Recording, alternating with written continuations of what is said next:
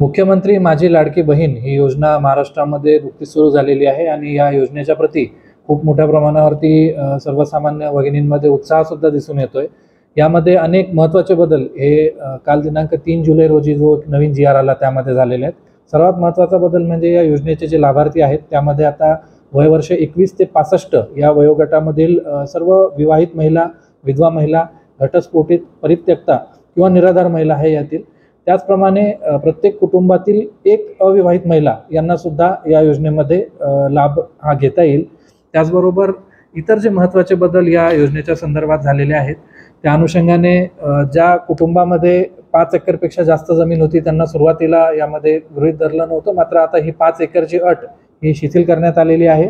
त्याचबरोबर बाह्य यंत्रणा किंवा स्वयंसेवी कामगार, कंत्राटी कर्मचारी यांच्यापैकी सुद्धा 2.5 लाखापेक्षा कमी उत्पन्न असणारे जे कुटुंब आहेत त्यामधल्या महिला यामध्ये पात्र ठरतील।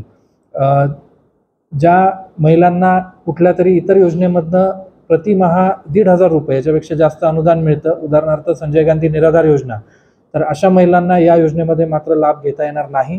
त्यामुळे ज्यांना संजय गांधी निराधार योजना किंवा इतर एखाद्या योजनेमध्ये 1,500 प्रति महिन्यापेक्षा जास्त लाभ मिळत असेल त्यांनी या योजनेचा फॉर्म हा भरू नये असं मी या ठिकाणी आपल्याला सांगू इच्छितो। या योजनेच्या लाभासाठी जो फॉर्म भरायचा आहे त्यासाठी 2-3 दिवस आपण बघतोय की खूप मोठ्या प्रमाणावर गाव पातळीवर धावपळ सुरू होती।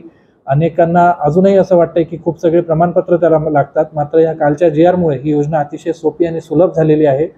उत्पन्नाचा जो दाखला यासाठी लागणार होता तर आता त्याला एक खूप चांगला पर्याय आलेला आहे की आपल्याकडे जर पिवळं किंवा केशरी रेशन कार्ड असेल तर उत्पन्नाचा दाखला याला लावण्याची आवश्यकता नाही। त्यामुळे आपण जर आपल्याकडे पिवळं किंवा केशरी रेशन कार्ड असेल तर उत्पन्नाचा दाखला काढण्याचा बिलकुलच त्यामध्ये गरज आता राहिलेली नाही।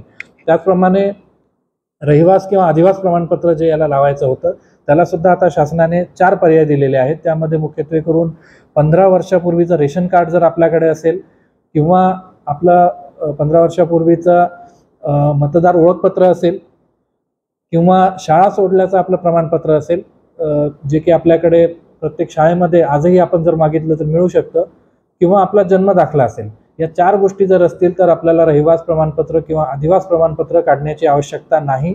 त्यामुळे माझा असा अंदाज आहे की जवळपास आपल्या जिल्ह्यातील 70 ते 75% महिलांना हे दोन्ही प्रमाणपत्र काढण्याची गरज नाही। आपलं रेशन कार्ड आणि त्याबरोबरीनच 15 वर्षाचा आपला पुरावा म्हणजे जुनं रेशन कार्ड असेल, जुनं ओळखपत्र असेल मतदानाचं, किंवा शाळा सोडल्याचा दाखला असेल किंवा जन्म दाखला असेल, हे दाखवून आपण आपला अधिवास पटवून देऊ शकतो।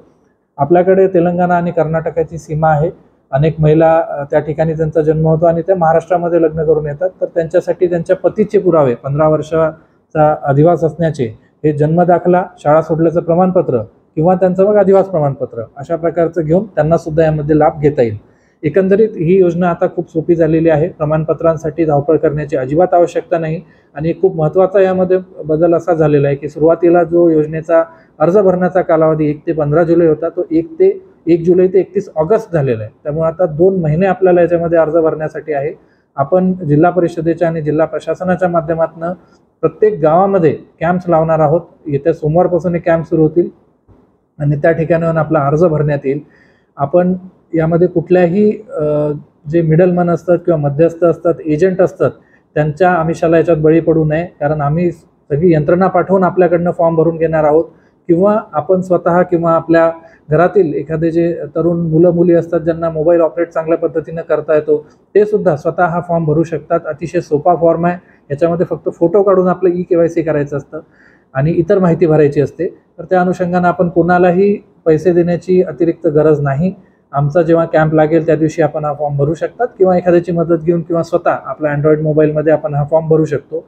तर प्रशासनाच्या दृष्टीने आम्ही ही सगळी तयारी यामध्ये केलेली आहे। आपल्या जिल्ह्यातील जास्तीत जास्त ज्या पात्र महिला भगिनी आहेत त्यांना या योजनेमध्ये लाभ मिळावा यासाठी आम्ही पूर्णतः दक्ष आहोत। यासाठी मी स्वतः असेल, जिल्हा परिषदेचे मुख्य कार्यकारी अधिकारी, मनपा आयुक्त, आमची सगळी टीम आम्ही यामध्ये निश्चितपणे आपल्यासोबत उभे आहोत। मात्र कुठल्याही प्रकारची धावपळ न करता किंवा कुठल्याही प्रकारची घाई गडबड न करता, कुठल्याही आमिषाला बळी न पडता आपण आमची साथ द्या आणि हा अर्ज भरून आपण या योजनेचे लाभार्थी व्हा। धन्यवाद।